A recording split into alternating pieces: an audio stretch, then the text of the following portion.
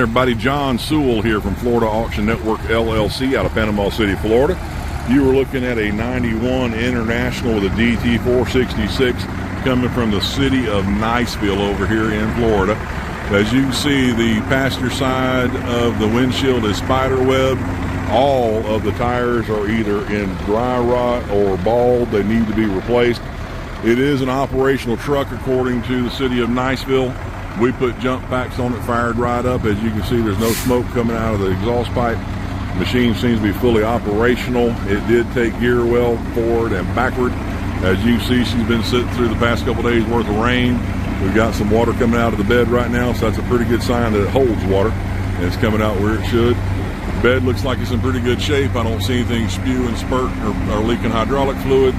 Like I said, operational machine, air brakes aired up, no problem. They come off, no problem. So as you can see, the tires will need to be replaced.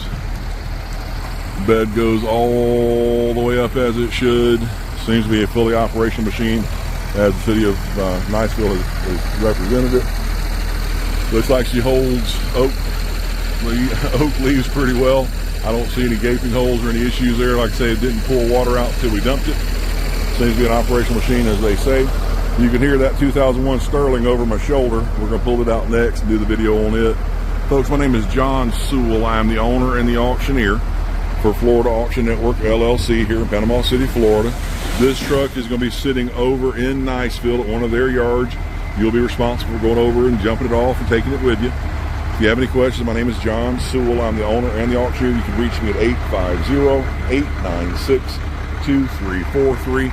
Once again, that's 850-896-2343. Thank you.